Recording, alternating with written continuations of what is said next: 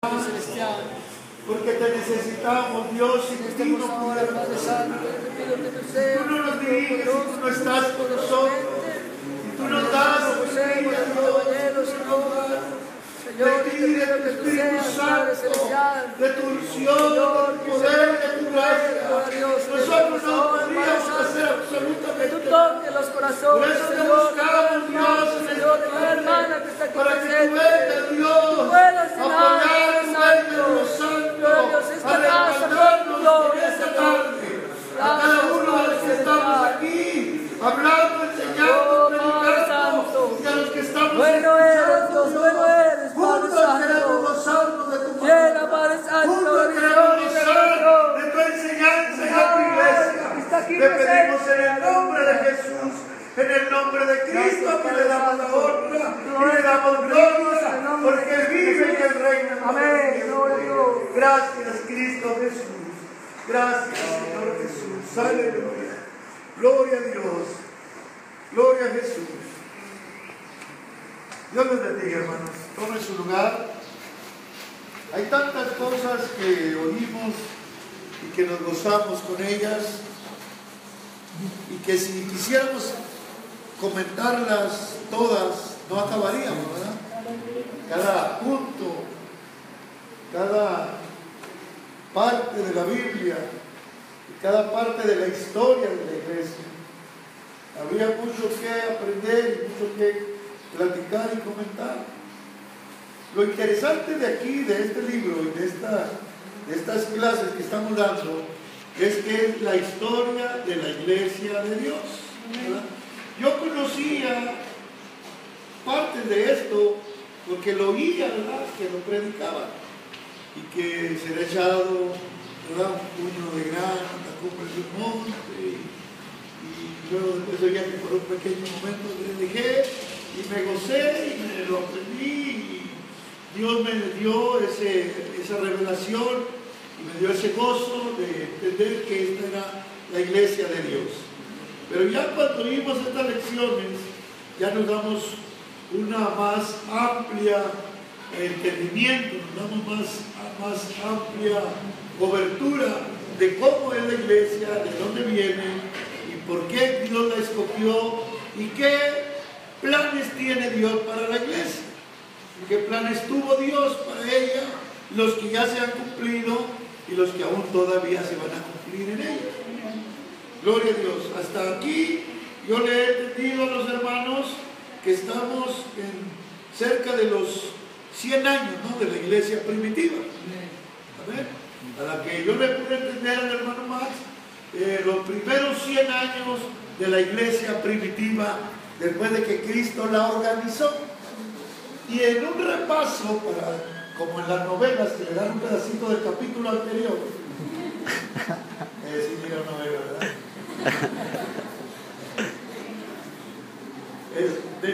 Tenemos que hacer un recuento. Estos primeros 100 años, hermanos, fueron de prosperidad. Fueron 100 años de mucho auge. La iglesia tuvo victorias tras victorias. Fue un ministerio de sanidades, un ministerio de milagros, un ministerio del Espíritu Santo. El Espíritu Santo dirigía a la iglesia, el Espíritu Santo gobernaba a la iglesia. Fueron 100 años de la iglesia de bendición y de prosperidad espiritual. Dentro de esos 100 años fueron persecuciones.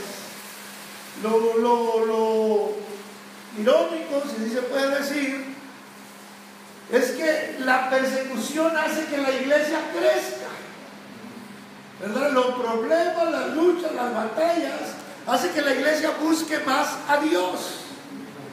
Y entonces Dios respalda a su iglesia y la prospera.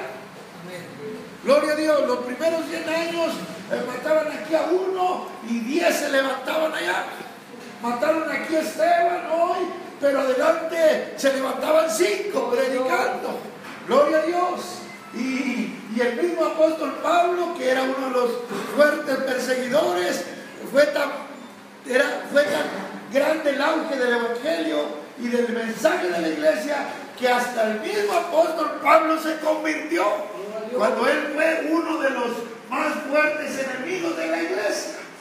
Entonces, la persecución nunca hizo que la iglesia resistiera y dejara de predicar el evangelio.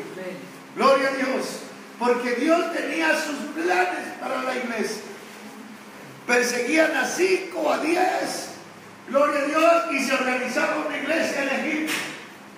Mataban 10, 15 en Antioquía y se organizaba la iglesia en Roma con 100 miembros. Gloria a Dios. Y eso fue lo que la iglesia hizo que prosperara. Lo que a veces o más común es que la iglesia fracasa y se va a la presencia de Dios. Es cuando la iglesia se siente confiada. Cuando la iglesia no tiene problemas, no tiene luchas.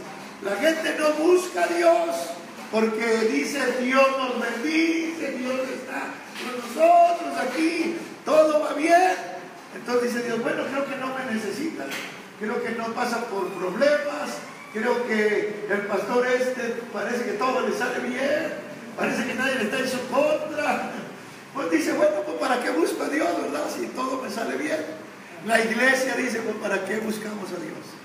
Entonces yo voy a enseñar después de los 100 años.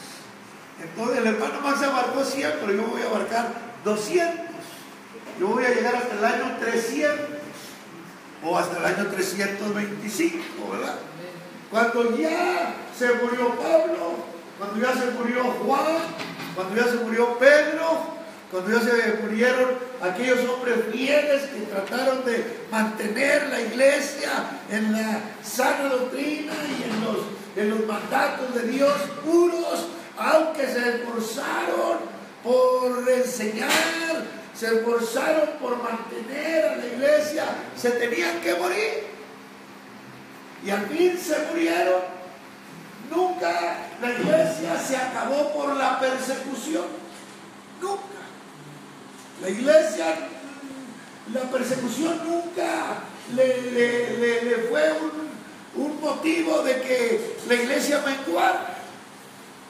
En unas lecciones anteriores me parece que la persecución hizo que Felipe fuera a Samaria, hizo que otros se fueran a Antioquía, hizo que otros se fueran para Roma, otros para Grecia, otros para Galacia, para Corintio, y se iban predicando. Entonces la persecución ayudó. De alguna manera la persecución ayudó para el crecimiento de la iglesia. Gloria a Dios. Dicen que a los miembros los ponían en los anfiteatros, ¿verdad? En la plaza para dar espectáculo. Pero hay la historia de los mártires de Cristo, dice que las fieras, como que Dios les dio entendimiento y ya no se los quería comer. Y dicen que los tuvieron que vestir de ovejas. A los miembros de la iglesia los tenían que vestir con pieles de oveja para que las fieras se lanzaran sobre ellos. Porque cuando los veían ya como humanos, ellos sentían que no debían atacar a esas gentes por el presentimiento de que eran hijos de Dios, no sé. Pero el apóstol Pablo en la carta a los Hebreos, en el capítulo 11, en los héroes de la fe, ahí nos da una descripción más detallada de cómo fueron muertos, ¿verdad? Dice que unos fueron muertos a cuchillo, otros fueron decapitados, unos fueron estirados, unos fueron despellejados y sufrieron los miembros de la iglesia. Pero dicen que todos iban alabando y glorificando a Dios. Nunca se desanimaron de servir a Dios. La persecución nunca los acabó. Entonces, ¿qué estamos tratando de decir con esto? Que fue otro asunto, otro motivo el que hizo que la iglesia cayera en la apostasía. Y eso es donde vamos a llegar en unos momentos más. Eso es muy peligroso. A la iglesia que nosotros pertenecíamos antes, ¿verdad? Se está transmitiendo por internet esto y hay que tener cuidado con lo que hablamos. Pero se sintió muy confiada la organización en la que pertenecíamos antes. Tenía tanta membresía, tantas finanzas, había tanta prosperidad en todo, que pensó, pues ya, no podemos caer de aquí, miren, hasta dónde hemos llegado. Y empezaron a confiar y a pensar que nada podía hacerlos fallar, que todo les salía bien. Y si usted se da cuenta y tiene algo de conocimiento, sabrá a dónde ha llegado esa organización, hasta dónde ha llegado en su gobierno, en su doctrina, en sus negocios, en qué situación está. Porque llegó un momento en que creyeron estar en la cúspide de que nada podría hacerlos fracasar. Y lo más trágico es que también a veces nos pasa a los pastores, a los ministros.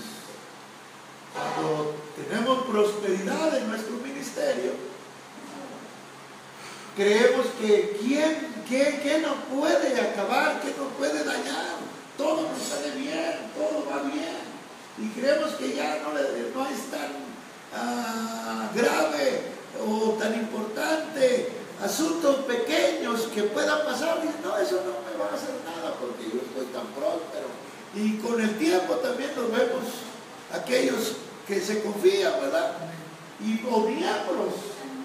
También hay miembros que dicen, no, pues yo sigo a Dios en todo y todo me sale bien, lo que me propongo, ya llegué a ser líder, Dios me usa tanto que ya el pastor me ocupa para todo, no, ya puedo, ya qué importa que haga algo, que es tan insignificante. Y con el tiempo lo vemos que se cayó, porque se confió en que todo estaba bien, todo le prosperaba. Eso fue después de los primeros 100 años que el hermano enseñó, la iglesia empezó a confiar. La iglesia se empezó a confiar. Y Pablo, desde el capítulo del 9 al 11 de los Romanos, y Luis y yo estábamos discutiendo, no es que a mí me toca, no es que a mí me dijo más que a mí me tocaba esta clase. Y le dije, ¿te sometes? Te sometes.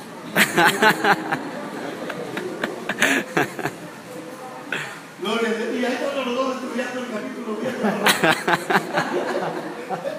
Le dije, ¿qué estás estudiando? Y dice, oye hermano, ¿qué quieres ir en los Romanos? Dije, pues ¿qué clase vas a dar? Dice, la que sigue. No.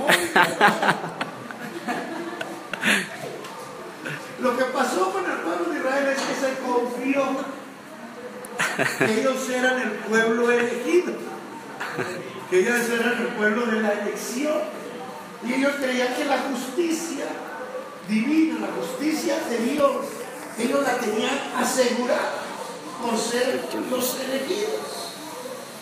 Y Pablo le tiene que decir que no todos los que son hijos de Abraham, ¿verdad?, son israelitas. Dice, Dios escoge a lo que Él quiere escoger. Porque luego ya empieza a mencionar ahí que porque amé a Jacob y aborrecí a Esaú. Y luego empieza que escogió a Sara y a Sara le prometió un hijo. Y que todavía no nacía Isaac. ¿Y por qué? Porque Dios solamente dice lo que Él quiere y Él es soberano. Y no, a Él nadie le aconseja, a Él nadie le dice nada cómo tiene que hacer las cosas. Dice, ahora ustedes son elegidos, los gentiles, pero no quiere decir que no pueden fallar o no pueden caer, porque Israel cayó, Israel fracasó.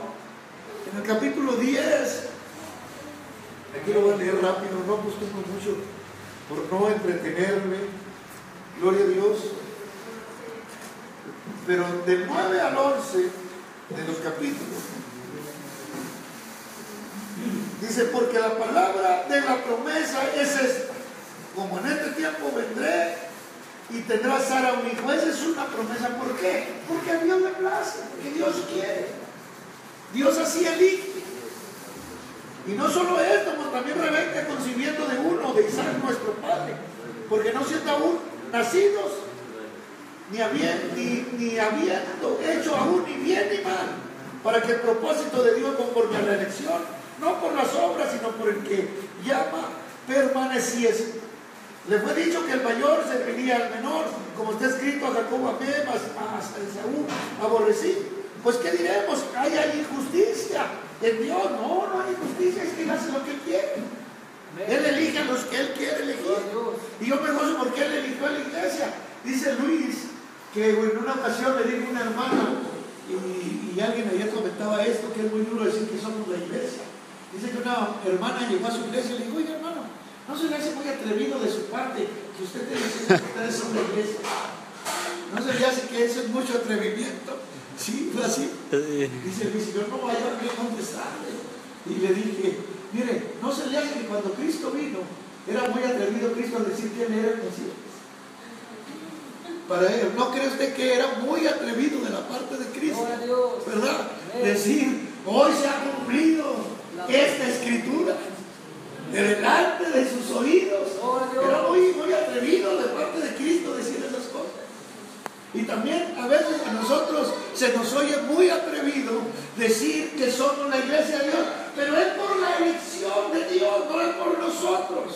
Es porque a Dios le plació elegir a la iglesia, porque Él es soberano y Él puede elegir lo que Él quiere elegir, a quien Él quiere elegir, al que Él le place, sin que nadie tenga que darle consejos, sin que alguien le tenga que decir qué es lo mejor, qué es lo que más conviene. Solamente Él elige y nadie le pone pelos.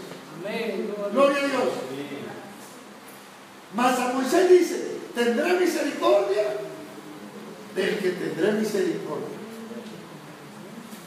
y me compadeceré del que me compadeceré. Y punto. Pues ¿por qué el hermano Giovanni? ¿Por qué el hermano Gustavo Feo? Pues porque a Dios le plació. ¿Verdad? El hermano Mañuelo está re gordo y calvo, se enferma, chaparro. ¿Verdad? Pues que Dios así elige. Dios así elige. Nosotros como humanos a veces nos sorprendemos, ¿verdad? Mire, Pablo le está escribiendo a los romanos. Esta es la introducción. Yo estoy leyendo la introducción, las primeras 2 o 3 páginas, ¿verdad? Y ahí estoy yo en la lección. Y Pablo le dice a los romanos, porque ya los romanos se estaban creyendo mucho, porque Roma era el imperio que gobernaba. Entonces dice el hermano Luis, que me ayudó con la lección, dice: los romanos dicen: Dios ahora nos dio el evangelio a nosotros, porque como nosotros somos buenos para matar y para gobernar y tenemos autoridad, entonces a nosotros nos queda bien el evangelio para que nosotros lo ejecutemos. Y Pablo le dice: no. Dios escoge a los que Él quiere escoger. Gloria a Dios. No los escogió a ustedes por ser romanos, o por ser los emperadores, o porque son los que gobiernan el imperio, son los porque tienen la autoridad. Dios escoge al que Dios quiere escoger. Y punto. Entonces nosotros nos damos cuenta con esto que Dios escogió a la iglesia desde antes de la fundación del mundo por su propia voluntad. Amén. Nada más. Y cuando alguien se puede molestar o sorprender porque decimos que somos la iglesia y que somos muy atrevidos, decirle: bueno, pues es que yo no me escogí. Gloria a Dios, ¿verdad? ¿Qué dijo Cristo? No me elegisteis vosotros a mí, mas yo os elegí a vosotros. O sea, yo no me elegí. Fue Cristo el que me eligió, fue Cristo el que eligió a la iglesia y fue Cristo el que le plació. Gloria a Dios. Y eso es lo que está explicando aquí el libro acerca de la elección de los judíos, del rechazo de los judíos y de la elección de los gentiles. Entonces la iglesia crece gentilmente. El hermano Luis decía, hay una preponderancia gentil. Mayormente la iglesia hasta hoy es gentil. Serán pocos los judíos salvos y serán pocos los miembros de la iglesia de Dios, pero mayormente la iglesia es gentil. Y eso fue lo que dijo el moderador en la primera asamblea general, ¿verdad? Que dijo el rey David: después de este tiempo me levantaré y restauraré la habitación de David que estaba caída. Gloria a Dios. Y lo dijo: para levantar un pueblo para mi nombre, refiriéndose a la iglesia de Dios. Entonces la iglesia, el pueblo judío se atenía mucho a que ellos eran los elegidos, ellos eran los de la elección, y ellos creían que tenían ganado la justicia de Dios por ser elegidos.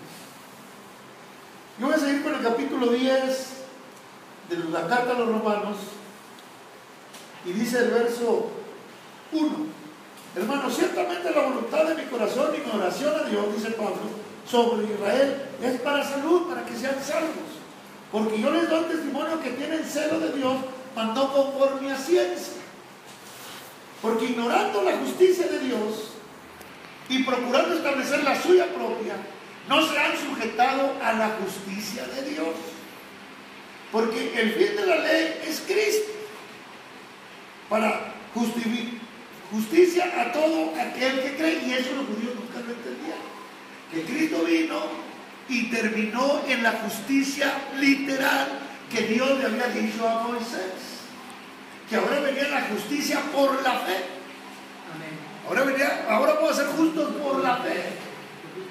Los judíos eran justos por las obras, pero cuando Cristo vino, trajo la justicia de la fe. Y eso fue lo que le pasó a Martín Lutero, ¿verdad? Cuando él leyó, me parece que es Habacuc, y voy a ir otra vez a la Biblia, porque esto lo tenemos que entender. Amén.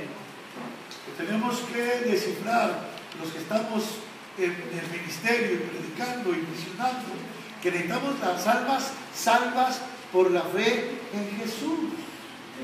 Necesitamos almas por la fe en Jesús, no por la justicia de las obras, ¿verdad? Ojalá que el verso 4 del capítulo 2 de Habacuc se me viene a la mente. Dice: he aquí se enorgullece aquel cuya alma no es derecha en él. Y lo dice: mas el justo por la fe vivirá. Y cuando Martín Lutero leyó esta escritura, dijo: bueno, ¿la fe en qué?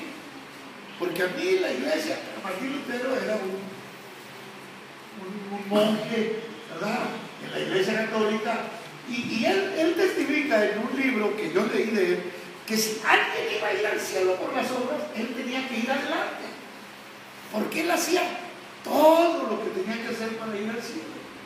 Dice: pero yo no sentía nada en mi corazón, no sentía yo paz, yo no sentía que Dios estaba conmigo. A mí me decían que caminara descalzo, yo caminaba, que subiera escalones de rodillas, yo los subía. Dice él: yo dejé escalones llenos de sangre de mis rodillas, pero yo no sentía nada. Dice que a él lo llevaron a Jerusalén para que conociera el edificio, el castillo donde Jesucristo fue juzgado por Pilato. Y dice: yo subí esos escalones de rodillas porque yo quería besar los pies de donde Jesús había caminado. Dice: pero todo eso nada me ayudó. Eso yo seguía teniendo peso en mi corazón, yo seguía siendo igual, yo no cambiaba, yo era el mismo. Pero cuando yo leí: el justo por la fe vivirá, yo dije: ¿cuál fe? ¿La fe qué? Y cuando empecé a escudriñar las escrituras de la Biblia, vino a mi alma, a mi corazón. Empecé a ver a Jesús crucificado, pagando por mis culpas y pagando por mis pecados. Y yo pensé: yo creo que Jesús pagó y que yo no necesito hacer más sacrificios, yo no necesito hacer más obras, yo solamente acepto a Cristo como mi Salvador. Yo tengo fe que Él ya pagó mis pecados. Amén. Y ahí le pedí perdón a Dios, ahí le confesé que yo lo aceptaba, y sí sentí una paz en mi corazón, sentí un perdón por mis pecados, y lo importante es que sentí gozo dentro de mí y empecé a alabar a Dios. Y eso es lo que él empezó a predicar y a enseñar después. El justo vive por la fe. El justo es salvo por la fe en Jesús. Las obras están muertas, las obras no justifican a nadie. Y entonces ese mensaje es el que se tiene que predicar. La gente, el hombre pecador, tiene que entender que Jesús ya pagó por sus pecados y que tenga fe en Jesús, que crea en el Hijo de Dios como su Salvador, que lo acepte, que Él ya fue ¿cómo se dice? Su tutor. Él fue ya su fiador. Él ya pagó la deuda y a usted ya no debe nada, pero acéptele. Acéptele. Por fe crea que Él es su Salvador. Y cuando le abre su corazón y le confiesa a Dios, aleluya, y cree con todo su corazón, aleluya, entonces usted es salvo y sus pecados son perdonados. Amén. Gloria a Dios. Eso es lo que Pablo le está tratando de explicar, que los judíos creían que la justicia venía por las ceremonias que ellos hacían. Y Pablo le está explicando a los romanos: ahora el justo es salvo por la fe. Amén. Gloria a Dios. El libro o la Biblia está bueno que habla. Los romanos, ¿dónde estábamos? 10. Danos el encierro, ¿verdad? Vamos a brincarnos. Bueno, porque el fin de la ley es escrito para justicia a todo aquel que cree, porque Moisés describe la justicia que es por la ley, la que estaba escrita en tablas. Que el hombre que hiciera estas cosas vivirá por ellas. Antes era haz y vivirás. Ahora es creer y vivirás. La ley de Moisés era: si haces, vives, ¿verdad? Ahora es: si crees, vives. Gloria a Dios. Mas la justicia que es por la fe dice así: no digas en tu corazón quién subirá al cielo, que esto es para traer abajo a Cristo, o quién descenderá al abismo, esto es para volver a traer a Cristo de los muertos. Mas ¿qué dice? Cercana está la palabra en tu boca y en tu corazón. Solamente cree y confiésala. No está tan difícil, no está tan lejos, no es tan trabajoso. Está aquí. Y está aquí. Cree y confiésalo. No está largo. No es un tramo difícil, ¿verdad? Una vez un hombre me estaba platicando que él había caído de la gracia y que sentía que ya no había salvación para él. Y le dije: mire, hermano, nomás vive aquí. Pues qué tan lejos está para que usted sea salvo. Es nomás de aquí. Pues qué tan lejos está de ser salvo, ¿verdad? Nomás del corazón y de la boca. Es lo difícil que está para ser salvo. Nomás cercana está la palabra en tu boca y en tu corazón está la palabra de fe, la cual predicamos. Si confesares con tu boca al Señor Jesús y creyeres en tu corazón que Dios lo levantó de los muertos, serás salvo. No es nada difícil. Gloria a Dios. Solamente creer aquí y confesar aquí, alabar a Cristo. Gracias, Señor, por el perdón de mis pecados. Te acepto como que es todo lo que tiene que hacer. Gloria a Dios. Pero con el corazón se cree para justicia. Aleluya. Porque con el corazón se cree para justicia, mas con la boca se hace confesión para salud. Porque la Escritura dice: todo aquel que en él creyere no será avergonzado. Porque no hay diferencia de judío y de griego. Porque el mismo que es Señor de todos, rico es para con todos los que le invocan. Porque todo aquel que invocare el nombre del Señor será salvo. ¿Cómo pues invocarán a aquel en el cual no han creído? ¿O cómo creerán a aquel de quien no han oído? ¿O cómo irán sin haber quien les predique? Es tan sencillo ser salvo. Gloria a Dios. Es tan fácil venir a los pies de Cristo. Aceptar con todo su corazón. Creer por fe en Jesús. Y confesar que Jesucristo es el Señor. Aleluya. Aleluya. Que Él es el dueño de su vida. Amén. Usted le da su vida a Él. No está lejos. No está lejos la palabra. Aquí está en su boca. No pronuncia. No está lejos la salvación. Aquí está en su corazón. Nomás crea. Gloria a Dios. Nomás acepte. Gloria a Dios. Gloria a Dios. Aleluya. Una mayoría gentil. Ya hemos notado que en la vida de Pablo hubo un crecimiento predominante de los gentiles que creían en Cristo. Esto vino como resultado del rechazo de Cristo como el Mesías de parte de los judíos. Por supuesto que no era la voluntad de Dios, por supuesto que no era la voluntad de Dios que ellos hicieran tal cosa, pero en su omnisciencia él ya sabía que los judíos le rechazarían. Este maravilloso atributo de Dios fue discutido brevemente por Pedro en el día del Pentecostés. Varones israelitas, oíd estas palabras: Jesús Nazareno, varón aprobado de Dios entre vosotros en maravillas y prodigios y señales que Dios hizo, que Él en medio de vosotros, como también vosotros sabéis. A este entregado por determinado consejo y providencia. El determinado consejo se hizo en el cielo. Amén. Entregado por determinado, o sea, un consejo que ya se había hecho en el cielo, ¿verdad? Ya en el cielo hubo una reunión. ¿A quién irá y quién nos enviaré? Digo, envíame a mí. Entonces ya venía predestinado a morir, ¿verdad? Por determinado consejo y providencia de Dios. Prendiste y mataste por manos de los inimigos, crucificándole, al cual Dios levantó, suelto los dolores de la muerte, por cuanto era imposible ser detenido de él. Los capítulos 9 al 11 de Romanos explican con más profundidad las acciones de Israel. Es lo que yo estaba explicando. En la justificación por la fe, estoy en la página 81. En la justificación por la fe, la cual es mencionada arriba, es la justicia de Dios que es imputada al pecador que cree en Cristo. Ese era el plan de Dios o método para la salvación bajo el nuevo pacto de la gracia. Los judíos procuraron la salvación por medio de sus propias obras de justicia. Al hacer tal cosa, estaban confiando en su propia justicia y no en la de Dios. Por lo cual tropezaron en la piedra de tropiezo. Como está escrito, aquí pongo mención piedra de tropiezo y piedra de caída. Y aquel que creyere en ella, acepta su salvación por fe, no será avergonzado, sino que será justificado por la fe. Romanos 9, 32 y 30. Que Dios puso la salvación. Dios envió a Jesús para salvarnos.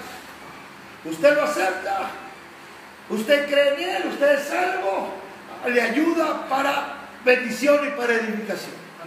Usted lo rechaza, usted no cree en Él, entonces esa piedra le sirve para que usted caiga en ella. Gloria a Dios. O la acepta y le ayuda para su vida y su eternidad, o lo rechaza para su caída y para su perdición. Gloria a Dios.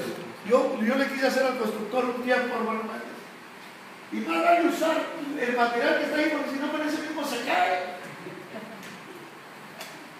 Si ya Dios le puso la piedra para edificación y está ahí y no la usa, a ver que hay albañiles que dicen, no, esa no, y esta no. Y escogen, ¿verdad? ¿Saben cuál piedra poner? Los judíos rechazaron la piedra que les iba a sostener el edificio.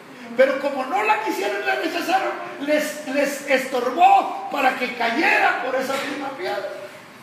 Gloria a Dios, por eso es piedra para levantamiento de muchos, dijo el apóstol, ¿verdad? Pero caída para otros.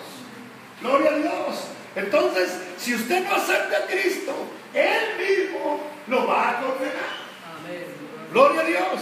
Por eso es mejor aceptar lo que Dios nos ha dado para nuestra vida eterna, para nuestro levantamiento y para nuestra ayuda. Amén. Gloria a Dios. En el capítulo 11 de Romanos, Pablo explica el resultado de su error de los judíos. Dios no ha desechado a su pueblo, permanentemente no están ya definitivamente rechazados. Él tiene un remanente reservado de entre ellos. En un tiempo futuro ellos volverán a ser favorecidos. Yo pienso así. Alguien dice, hermana Agustina, es buena para levantar obra. El hermano, la hermana. No, hermano, oye que predique un judío para que vea cómo van a andar. Porque cuando ellos se entregan con todo el corazón. Cuando ellos enseñan, cuando ellos predican, como Pedro, como Judas el apóstol, no el Iscariote, ¿verdad? Cuando Pablo, ellos se deciden, hermano, ahorita elogiaron a Felipe, elogiaron a Pedro, elogiaron a Esteban. Dicen que cuando lo estaban martirizando, apedreando, torturando, él levantó sus ojos y vio al Señor Jesús parado, de pie, a la diestra de Dios Padre, y le dijo, no les imputes ese pecado. Amén. Gloria a Dios. A Pablo, él mismo da testimonio, todo su sufrimiento, gloria a Dios. No, cuando un judío se levante, Dios lo sabe usar a los judíos en todos los aspectos. Dios no los ha rechazado, son los elegidos, es la elección. Gloria a Dios. Yo no me veo al hermano Méndez de adulto, hermano Hilario. Pero usted ve que los judíos comienzan, prosperan, hermano. Ellos dicen que la ciudad de Monterrey, Nuevo León, fue construida por judíos. Y es una ciudad próspera. Es una ciudad bendecida. Porque Dios bendice a los judíos. Ellos tienen la bendición. Un judío pone un negocio, emprende lo que sea y prospera. Tienen algo en ellos que hay bendición. Y Dios le dijo a Abraham, ¿verdad? Yo bendeciré a los que te bendijeren. Y ellos son hijos de Abraham. Ellos veneran a Abraham todavía. Saben que Abraham fue su padre, bendecido de Dios. Todo lo que un judío emprende es algo que se levanta y que prospera. Gloria a Dios. Lo que sea. Los inventores como Isaac Newton, Thomas Alva Edison, mayormente son judíos, en los que han inventado las cosas que han servido para provecho de la humanidad, vienen por judíos. Ellos son los que han traído a la humanidad la bendición, ¿verdad? Todos los inventos o muchos de ellos que tenemos hoy, es gracias a que Dios les abre la facilidad a los judíos. Gloria a Dios y gracias a Dios. Yo una vez platicaba la historia de la Guerra Santa, ¿verdad? Cuando los 12 países árabes atacaron a Israel. Israel era pequeño. Israel, si estoy equivocado me corrige, en la Segunda Guerra Mundial creo que fue en el año 1943, más 46. o menos por ahí. Israel no es nación todavía en el 45. Hasta el 48. No es nación, ¿verdad? Hasta el 48. Hasta el 48. De esta nueva era, Israel no es nación hasta 1948. Pero de 1948, pues ya ahorita estamos en el 2017, pero vamos a hablar del 2000, del 1990, Israel es una potencia mundial. Aparte de Estados Unidos, autosuficiente, que si él no quiere comerciar con ninguna otra nación, él puede sobrevivir solo con lo que ellos producen. De 1948, ¿verdad? A lo que hoy vivimos, porque Dios los prospera, nos levanta. No sé cuántos años tiene México como nación. 23, de 1823 hasta la actualidad. 100 años. No, más, ¿no? Más de 200, 200, más de 200. 200 años y creo que ¿Qué? Gloria a Dios. 300 años. Israel tiene como 80 años, ¿verdad? Pero hace 20, 30, 40 años atrás ya Israel ya era una potencia. Así rápido se levantó Israel. Porque este hombre famoso llamado, se llamó el que inventó el átomo. Einstein. Albert Einstein, que inventó la bomba atómica, o el átomo, cómo explota y cómo hace efectos. Cuando está la Segunda Guerra Mundial en su apogeo, Albert Einstein les enseña la bomba atómica, o les enseña lo que puede hacer el átomo y la explosión.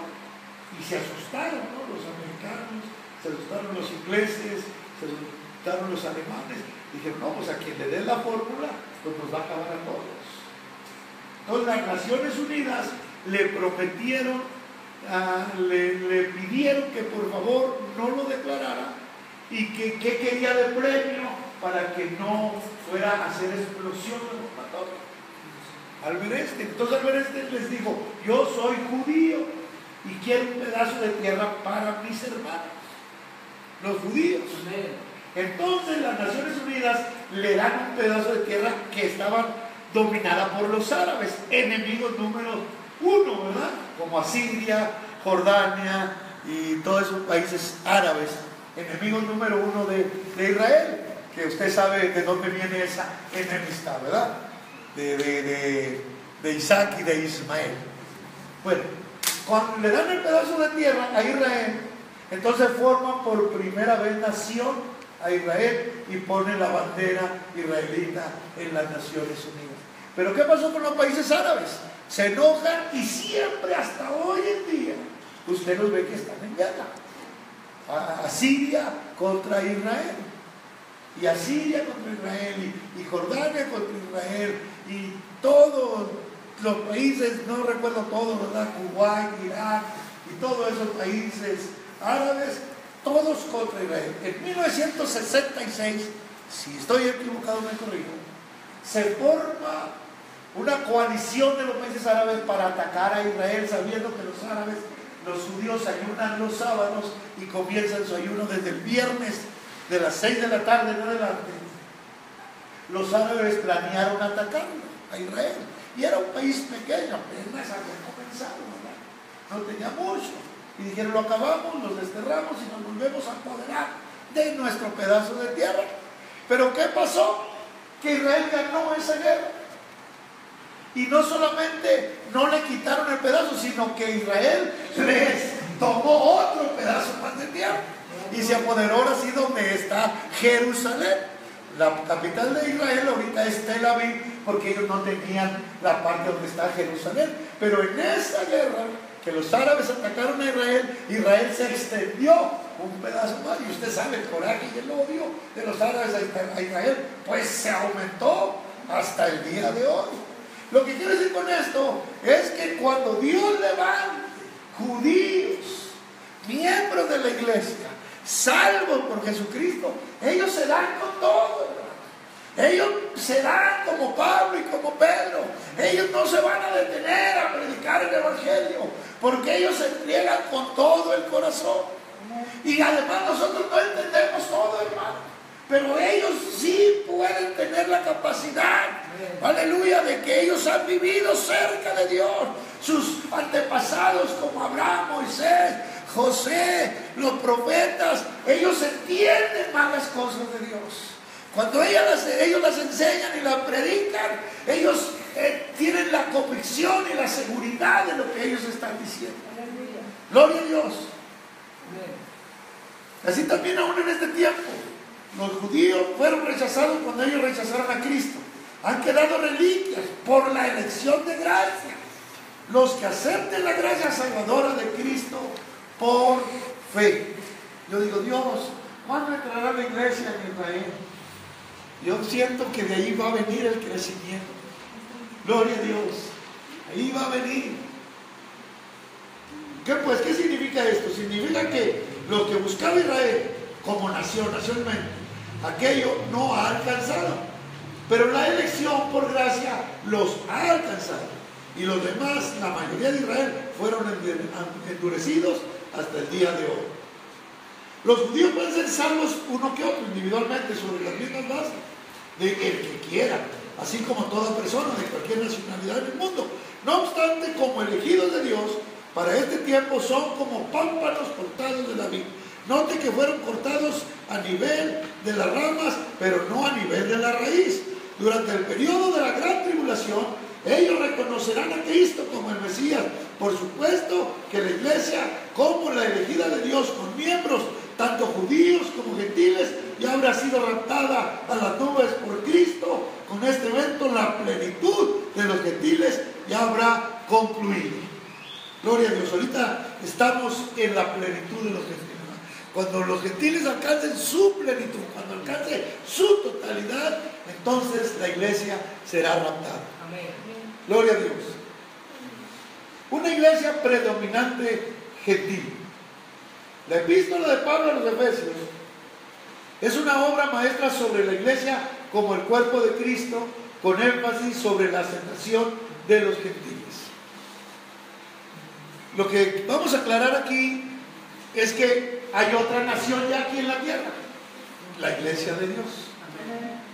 Y aquí en la iglesia de Dios habemos de todos colores y de todas sabores. Alguien dijo por ahí. Entonces, Cristo vino y organizó una iglesia para que ya no fuera exclusiva, de una nacionalidad exclusiva, sino que la ciudadanía fuera una ciudadanía en el cielo. Gloria a Dios. Y en esta nación, que es la iglesia de Dios, pueden entrar de cualquier parte del mundo. La iglesia es, no sé cómo se podría decir una palabra, universal. Universal, ¿verdad? La iglesia es universal. Usted sabe que dicen que los judíos son altos y narizones, y que los güeros son ojos azules y blancos, y que los mexicanos somos morenos y chaparros. No, en la iglesia de Dios no hay nada. Gloria a Dios. En la iglesia de Dios nos distingue que nuestra ciudadanía está en el cielo, y nos distingue la iglesia en la doctrina que Dios le dio a la iglesia, nos distingue las leyes celestiales que Dios le ha dado a la iglesia, nos distingue su forma de gobierno y nos distingue su forma de llevar los negocios dentro de la iglesia. No nos distingue lo físico. Gloria a Dios. Yo tengo 4 hermanos blancos, una hermana y 2 hermanas y 2 hermanos blancos, ¿verdad? Y el hermano no les conoce a uno de ellos, blanco y chato, y yo soy moreno y narizón. Gloria a Dios. Y no nos distingue nada. Y en la iglesia de Dios igual, ¿verdad? No nos distingue lo físico, no nos distingue nuestros rasgos faciales, nos distingue que todos estamos en un cuerpo como miembros. Gloria a Dios. Unos pequeños, unos más grandes, aleluya. Unos sirven para mirar, otros miembros son oído, unos son pie, y somos una diversidad en el cuerpo, en la iglesia, en la nación santa. Hay una diversidad grande. Gloria a Dios. Pero todos somos miembros de esa nación. Y Pablo dice que a los corintios, a los romanos, no porque no soy ojo, no soy del cuerpo. Gloria a Dios. ¿Verdad? O porque no soy oído, o que le decimos al ojo, no te necesito. No, aquí todos nos necesitamos. Aquí todos formamos el cuerpo de Cristo. La iglesia de Dios se distingue por su diversidad, pero todos dentro de un mismo cuerpo, haciendo cada uno su función. Gloria a Dios. Ahorita me gustaba la escritura que dice, y él mismo de unos ciertamente apóstoles, profetas, ya pasaron, otros evangelistas ahorita están, gloria a Dios, y otros maestros, otros pastores, y digo, no, para destrucción del cuerpo de Cristo. No, para la edificación del cuerpo de Cristo. Gloria a Dios. Es para la edificación, no para la destrucción. Nosotros estamos puestos en la iglesia para edificar. Aleluya, para ayudar, para ser útiles en lo que podamos. Dios mismo ha puesto a cada miembro en el cuerpo como a Él le parece. Gloria a Dios. Yo nunca he visto que este ojo, en este cuerpo, le diga a la mano, no te necesito. Si quieres, quítate de ahí del cuerpo. ¿Verdad que no? Gloria a Dios. Y el ojo, mire qué tan pequeño puede ser, aunque haya alguien con ojos grandes, así bonitos, ¿verdad? Y hay otros con ojitos chiquitos, bonitos, así. Y la mano, mire qué grande está. Pero el ojo no le dice a la mano, no te necesito. Sí te necesito. Gloria a Dios. Y la mano no le dice al ojo, oye, qué hermoso ojo estás, mejor quítate. No, la mano respeta la posición y la función que hace el ojo. La mano la respeta y le dice, qué bueno que estás aquí en el cuerpo, porque por ti podemos ver. Tú no puedes decir cómo está allá más adelante. Gracias, ojito, gracias. Feo, bonito, haces tu función. Gloria a Dios. Así es la iglesia de Dios, así es. Todos nos necesitamos. Amén. Hay una gran diversidad. Tenemos muchas diferencias unos con otros, pero cada uno haciendo su trabajo. Amén. Gloria a Dios, aleluya. Gracias porque usted me necesita y gracias porque yo lo necesito. Porque estamos en un mismo cuerpo. Gloria a Dios. Qué triste sería si mi Cristo viene. Tanto me gusta el Giovanni. Pero qué cómo me miraría yo sin una mano. ¿Verdad que no se mira el cuerpo tan bonito? O sin un pie, ¿verdad? No me digan los hermanitos que están discapacitados, que les falta algo en su cuerpo. Pero se ve mal el cuerpo, se ve incompleto. No se ve bien el cuerpo así. Gloria a Dios. Un cuerpo que le falte un dedo, o que le falte una mano, no se ve bien. Gloria a Dios. Tenemos que apreciar a la hermana, al hermano. Aquí en esta iglesia hace muchos años yo estaba predicando acerca, hay miembros de mi cuerpo que no se ven, pero tienen una gran función. Aquí dentro de este cuerpo, así como tú eres muy feo y desparramado, pero yo tengo un hígado que gracias a ese hígado este cuerpo se puede mantener sano. Y usted no lo ve, pero ese está haciendo ahí su trabajo. Y tengo unos pulmones que aunque usted no los ve, ellos están haciendo que el cuerpo se mantenga sano y se mantenga útil, se mantenga en movimiento. Gloria a Dios. Y así es la iglesia de Dios. Hay partes de nuestro cuerpo, ¿verdad?, que están más a la vista, que la gente admira. Ay, qué bonitos ojos, ay, qué bonito perfil, qué bonito pelo. Pues está bien, ¿verdad? Y a veces se admira a la persona que tiene esos atributos. Gloria a Dios. Pero todo es parte del cuerpo, todo es necesario, todo lo complementa, todo lo hace funcionar. Aleluya, todo lo hace que trabaje. Así es el cuerpo de Cristo, que es la iglesia de Dios. Gloria a Dios. Yo estoy seguro que esta mano no le dijo al cuerpo, yo quiero ser mano derecha. No, ahí salió. Gloria a Dios. ¿Verdad que el ojo no dijo, yo quiero ser ojo? Ay, Dios lo puso ahí. O el oído dice, ay, qué feo me dieron ese trabajo de oído. No quiere ser diente, porque los dientes qué bonitos. Se ríe uno, ¿verdad? A mí me hubiera gustado ser diente, yo no quiero ser oído. No, mi cuerpo todo está aquí, no se queja nada. Él hace su trabajo, lo que le corresponde hacer. Así funciona el cuerpo de Cristo. Así es la iglesia de Dios. Amén. Gloria a Dios. Dice que los gentiles sean juntamente herederos e incorporados y concertes de su promesa en Cristo por el Evangelio. Así que ya no sois extranjeros ni advenedizos. Gloria a Dios. Sino juntamente ciudadanos de los santos y domésticos de Dios. Ya todos somos miembros de una nación. No hay extranjeros, no hay advenedizos. Edificados, todos estamos edificados sobre el fundamento que nos dejaron los apóstoles. Gloria a Dios. Los apóstoles nos dejaron un fundamento. Y los profetas, sobre apóstoles y profetas, siendo la principal piedra del ángulo, Jesucristo mismo. Jesucristo, profetas, apóstoles y la iglesia de Dios. Pero todos sobre el mismo fundamento. Gloria a Dios, aleluya. Así como todos tenemos nuestro cuerpo unido, ¿verdad?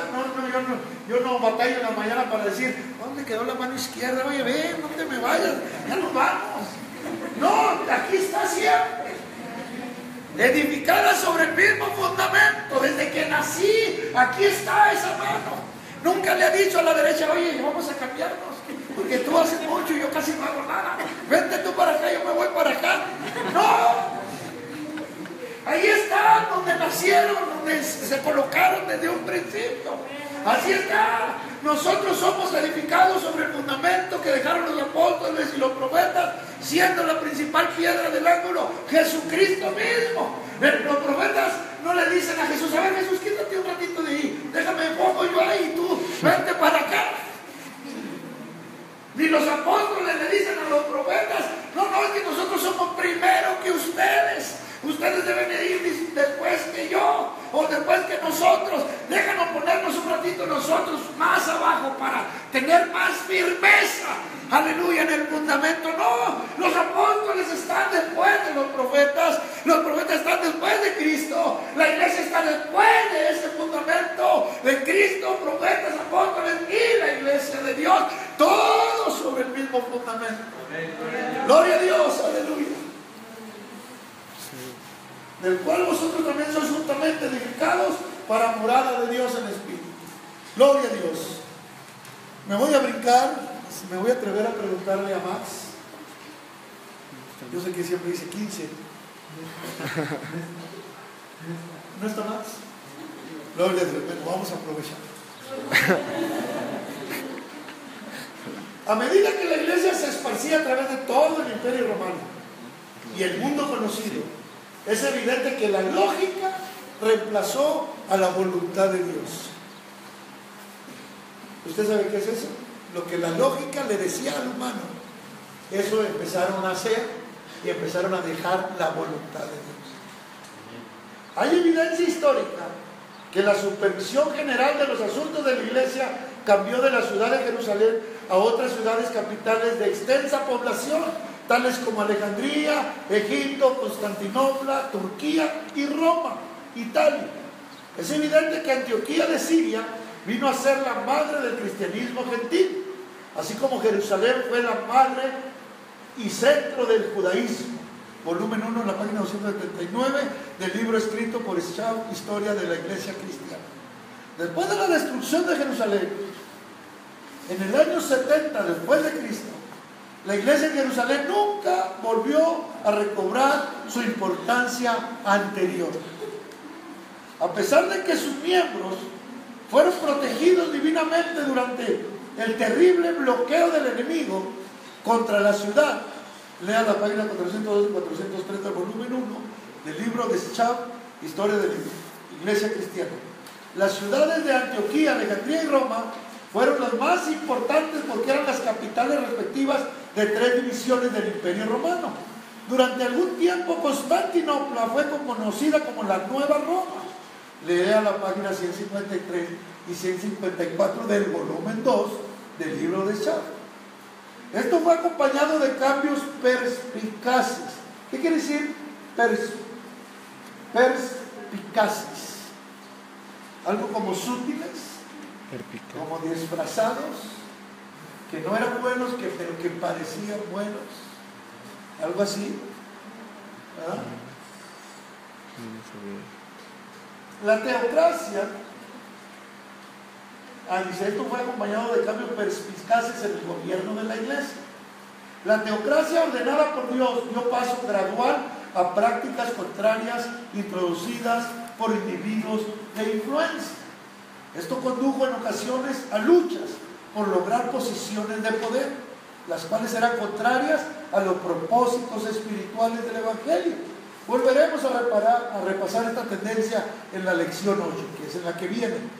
Las semillas del cambio radical ya habían sido sembradas como tal. Se cambió el cuartel general a Alejandría, ¿verdad? Antioquía. Y allí los supervisores nacionales empezaron a darle posición a sus familiares, ¿verdad? Más o menos así le quiero entender yo al libro. Y esas semillitas se fueron sembrando en la iglesia, fueron entrando adentro de la iglesia y se empezó a contaminar la iglesia. Ya no estaba Pablo, ya no estaba el apóstol Juan, el apóstol Pedro, ya no estaban aquellos hombres que se mantuvieron firmes y empezaron a meter cambios en la iglesia. Ya estamos hablando del año 2200. El hermano Max habló hasta el año 100. Ya para el año 120, 150, para el año 200, ya la iglesia había caído en una situación como la Odisea, como Éfeso, que tenían ya errores en sus iglesias, que ya no estaban defendiendo la doctrina. Dice, de la manera que Israel de la antigüedad apostataba continuamente al mezclarse ilícitamente con las naciones paganas, la iglesia también comenzó a comprometer gradualmente sus creencias y doctrina al permitir la influencia de las filosofías paganas e idólatras a su interior. El deseo de ser aceptados por aquellos poderes paganos vino a ser cada vez más subyugador. Los líderes de la iglesia se preocuparon más por el prestigio y reconocimiento, recurrían aún a la política que de la pureza doctrinal que Cristo les había enseñado. Los hombres que entraban a la fe cristiana y a la iglesia de las naciones paganas comenzaron a imponer sus filosofías antiguas a una iglesia que estuvo dispuesta a comprometer su fe y aceptar las mismas. Y dice ya las páginas 564 y 568 del volumen 1 del libro de Santa Historia de la Iglesia Cristiana. Por supuesto que hemos visto que había influencias enemigas obrando dentro del interior de la iglesia, a las cuales Juan escribió. No obstante, los líderes trataron con ellas en el temor del Señor y para la preservación de la pureza de la iglesia. Pero en el periodo bajo estudio aquí, del año 200 y 300, la complacencia y tibieza de la iglesia en la Odisea era prevaleciente y aceptada. Tal complacencia a menudo era perturbada por las luchas y las aveniencias internas. Así como en la iglesia local de la Odisea, es probable que la afluencia financiera fuera la raíz de todos los males. Acuérdense que la Odisea era rica y a lo mejor la finanza fue lo que ahí comenzó a haber discordias. La persecución, un impedimento favorable. La tendencia apóstata probablemente habría progresado más rápidamente si no hubiera sido por las persecuciones inflexibles que emergían por todas partes. Los miembros temerosos de Dios oraban con más fervor bajo las persecuciones. Por consiguiente, mantenían cierta resistencia ante los poderes que querían socavar la espiritualidad de la iglesia. Así que la persecución fue un impedimento favorable los primeros 100 años de la iglesia. La persecución les ayudó a la iglesia contra las influencias apóstatas dentro y fuera de la iglesia. La última y más violenta de todas las persecuciones vino bajo el emperador romano Diocleciano desde el año 303 después de Cristo hasta el 311. Eusebio, como testigo y sufridor, la describe como sigue. La casa de oración fue completamente demolida a tierra. Las Santas Escrituras fueron quemadas en los mercados públicos. Los pastores eran cazados, torturados y picados en pedazos en los anfiteatros. Aún las bestias salvajes, dice él, sin exageración retórica, rehusaron atacar a los cristianos al final, como si hubieran asumido la parte de los hombres en lugar de los paganos romanos. Las espadas sangrientas perdieron su filo y se quebraban. Los verdugos se cansaban y tenían que relevarse entre unos y otros. Sin embargo, los mártires cristianos cantaban himnos de alabanzas y acciones de gracias en honor al Dios Todopoderoso hasta que expiraban su último aliento. Gloria a Dios. Nunca acabó la iglesia la persecución. Nunca terminó.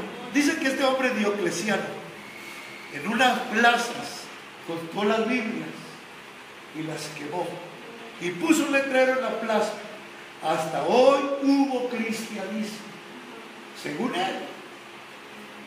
él, Diocleciano, los cristianos que quedaron empezaban lo que decían ahorita, el evangelismo personal. Empezaban a hablar de Cristo. Digo un hermano, el vendedor de naranjas, el que vendía chicles, el que boleaba zapatos, empezaban a hablar de Cristo. Y cuando Diocleciano creía que había terminado con el cristianismo se volvía a levantar. Porque aquellos hombres testificaban de Cristo con valor y con decisión. Y no les interesaba el sufrimiento y la persecución. Ellos alababan y glorificaban a Dios con todo su corazón. Nunca pudieron terminar con el Evangelio. Diocleciano fue uno de los emperadores más feroces en contra del cristianismo. Dicen, y esta historia yo la platico cada vez que tengo oportunidad, pero dicen que Diocleciano agarró a un hombre, miembro de la iglesia, hijo de Dios, y le dijo: niega a Cristo, porque si no lo niegas, te voy a enviar a un lugar solitario y tú vas a estar solo y vas a morir solo. Y le dijo: mi Señor, desde que yo acepté a Cristo, nunca estoy solo. Nunca estoy solo. Él está conmigo todos los días. No había nada que los quebrantara, no había nada que los hiciera renegar de la fe. Dijo: mira, te voy a quitar tus posesiones y tus propiedades, y el dinero te lo voy a quitar si no reniegas de la fe cristiana. Le digo: Señor, yo no tengo aquí nada. Mis tesoros están en el cielo. Y allá nadie me los puede quitar. Nada podía hacer lo que renegaran de la fe de Cristo. Había decisión, había fe en Jesús. El Evangelio se propagaba por más que el enemigo luchaba por desaparecer. Eso siguió y siguió y siguió. Gloria a Dios. Dijo: entonces te voy a matar. Dijo: desde que acepté a Cristo, yo para este mundo estoy muerto. Yo vivo para Cristo. Y para mí el vivir es Cristo.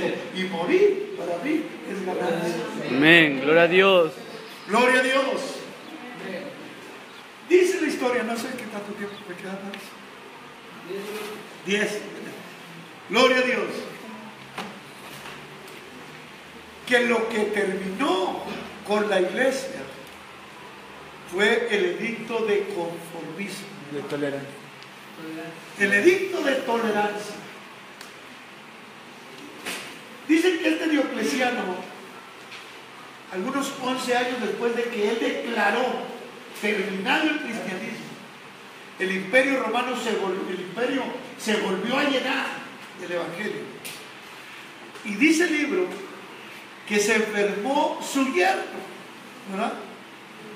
Y yo digo que todavía en aquel tiempo se querían los yernos. Porque él le pidió a los cristianos que oraran por él.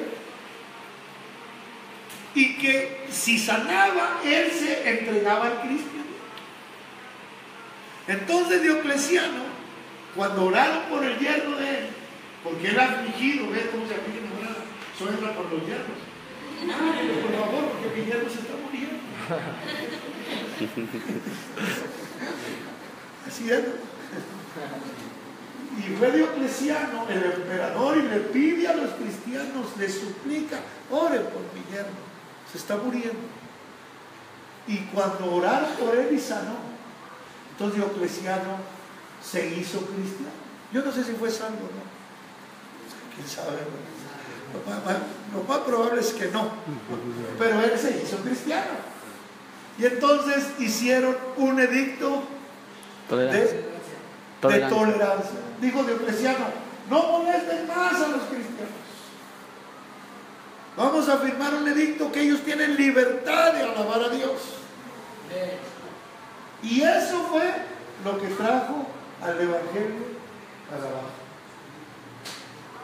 Ese edicto de tolerancia, cuando ya los cristianos no fueron perseguidos, cuando ya los cristianos no tuvieron luchas, ni tuvieron pruebas, ni tuvieron dificultades para predicar, cuando ya tenían autoridad por el emperador, entonces empezaron a permitir de todo. Y creo que la lección que sigue, ¿verdad? Entra la apostasía. Pero eso ya le abrió la puerta a la apostasía. Ya la iglesia empezó a decaer espiritualmente. Ya la iglesia llegó a un estado muy pobre de espiritualidad. Ya no se buscaba a Dios con fervor. Ya no se buscaba a Dios con deseo, con desesperación. Ya no se oraba para que Dios bendijera la iglesia. Ya no se oraba para que Dios los cuidara y les diera gracia y les llenara de poder, de unción para ganar almas. Ya no, ya estaba fácil, las almas ya nomás salían y las recogían y las traían al templo.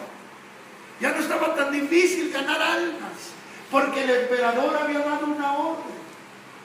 Y eso fue lo que a la iglesia la llevó a la decadencia. Yo estoy hablando hasta el año 311. Creo que la apostasía de la lección que viene va a bajar del 325, ¿verdad? Creo que viene la era de la reforma, de los reformadores, ¿verdad? De la apostasía, y luego después empieza Martín Lutero otra vez. Hermanos, concluyendo, esta es la historia de la iglesia de Dios. Usted, tomando estos 5 minutos que me quedan, ¿usted cree que vamos bien? ¿Usted cree que le ha ayudado? ¿Sí? ¿Sí llevamos un hilito como en las películas? ¿Por qué se ríe? ¿Verdad? No tendría caso que viéramos una novela toda reborujada, ¿verdad? Que empezaran con un capítulo y lo dieran de otra cosa. Pues yo no lo entendí, porque ahorita iban en un caballo y ahora ya van acá.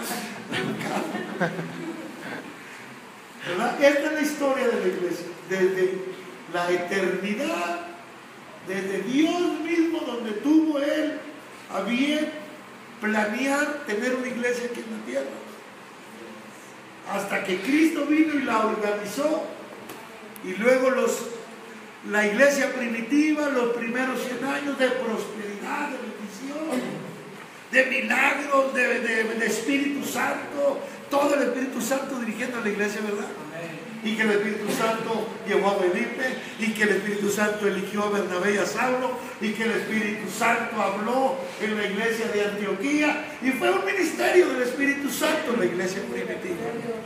Los primeros, después de la iglesia primitiva, empieza la persecución para querer acabar con la iglesia, y empiezan a azotarlos, a castigarlos, a matarlos, a torturarlos, a despellejarlos, a aventarlos de los ceros altos, a dárselos a los leones, y la iglesia se mantiene. La iglesia vive todavía. Amén. Gloria a Dios. Pero ¿dónde el enemigo se filtra la iglesia? Diocleciano dice, bueno, si no pude acabar con mi enemigo, pues me uno a él. Y ese fue el acabose de la iglesia. Ahí la iglesia empezó a declinar. Muy bien. Trato de ser lo más explícito que puedo. Discúlpeme si lo confundo en ocasiones, pero si tiene una duda, con libertad de que yo no lo explique bien.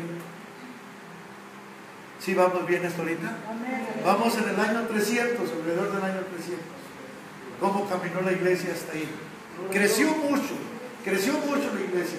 Los supervisores ya no pudieron controlar la membresía.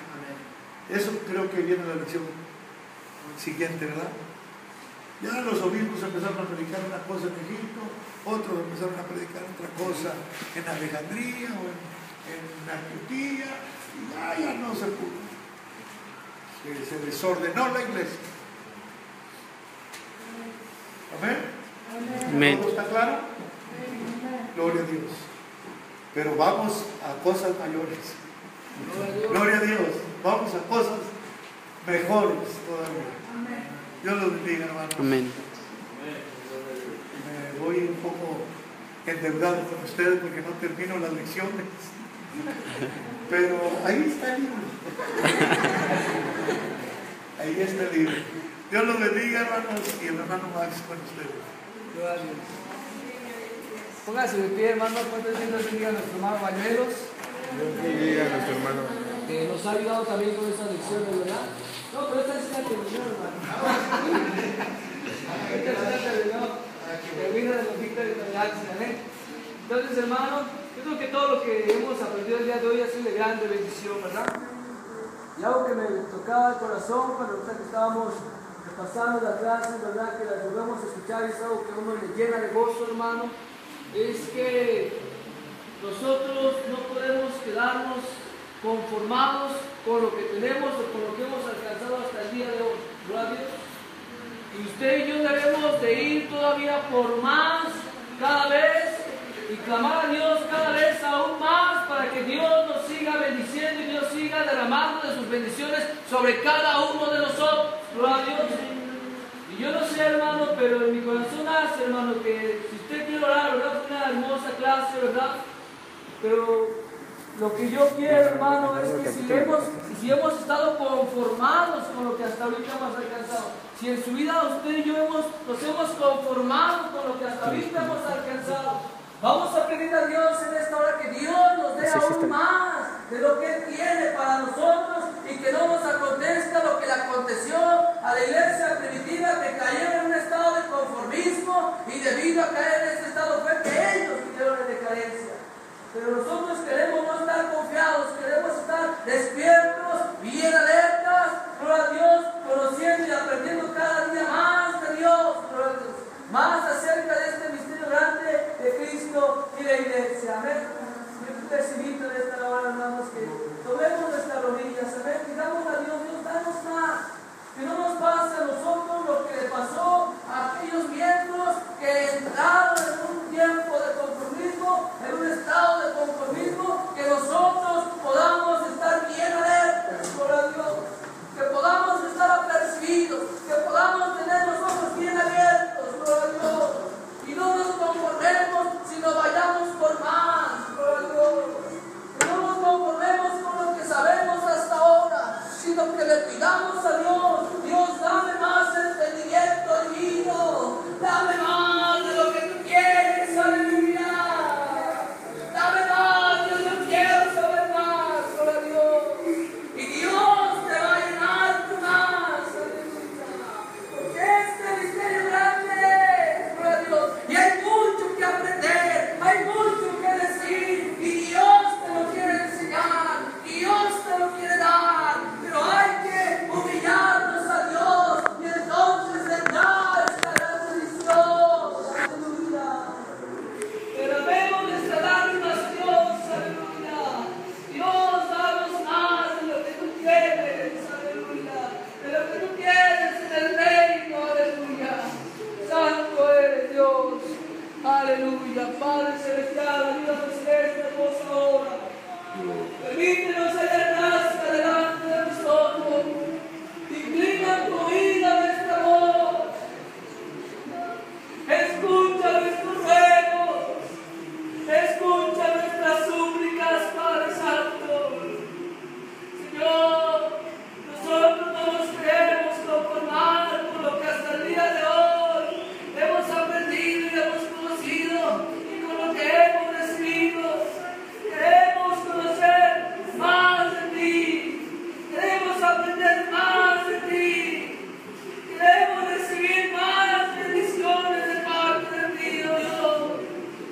Queremos que tú nos llenes cada vez más, Señor, en esta hermosa hora. Gracias te damos por cada una de las clases que se han impartido, Dios.